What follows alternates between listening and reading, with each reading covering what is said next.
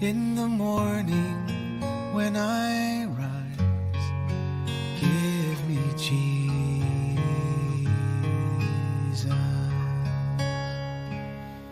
Good morning. So I know that I said yesterday that we would start talking about righteousness today, but I want to put that off till tomorrow if you'll let me, because I want to kind of wrap up everything we talked about last week. We were talking about sin. And oh my goodness, sinful behavior matters. We need to stop sinning. Did everybody hear me say that? Because I get accused an awful lot of being soft on sin, and I am not. Absolutely. Behavior from the flesh will do damage to you and others. And so, how do we stop that? So last week, I hope I was clear. The problem is an outside problem. It's your flesh. And that's not who you are. But the solution is an inside solution. It's God Himself coming to the inside, and then from the inside out, making you who He created you to be in the very beginning. And so can I just give you the bottom line on all this? We see it in Romans chapter 13, starting in verse 8. Owe nothing to anyone except to love one another. For he who loves his neighbor has fulfilled the law. You don't sin when you love. Verse 9. For this you shall not commit adultery. You shall not murder. You shall not steal. You shall not covet.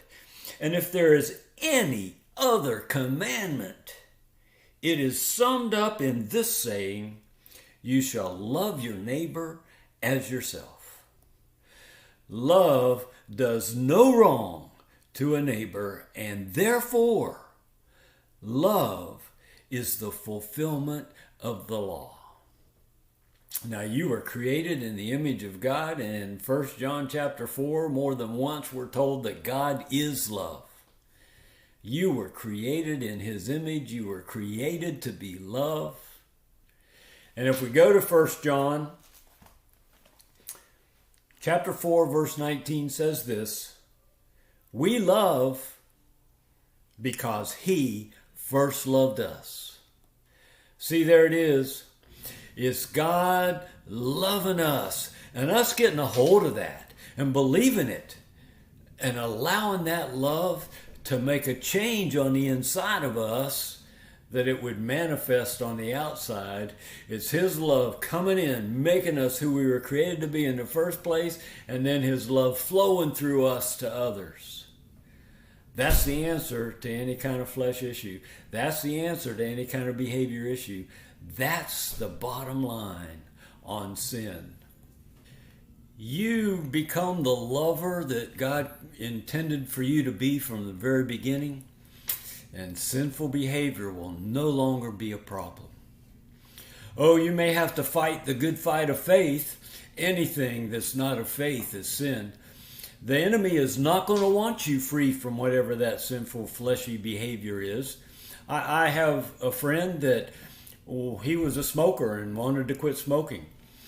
And every time he would light up a cigarette, he would say, thank you, Lord, that you love me so much that you have taken my desire to smoke away. And then he'd smoke a cigarette. And then the next time that he would pick up a cigarette, he would say, Lord, I just thank you that I am no longer a smoker because of the love that you have for me. You have taken this away.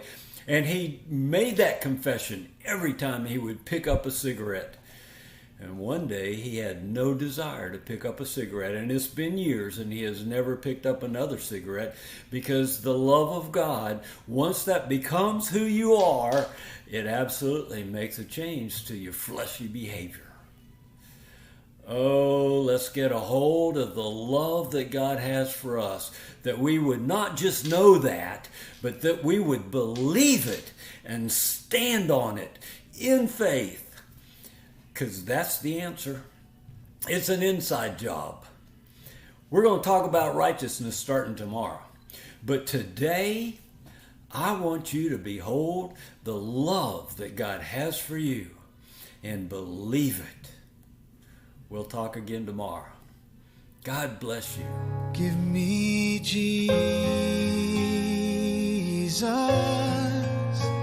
Give me Jesus.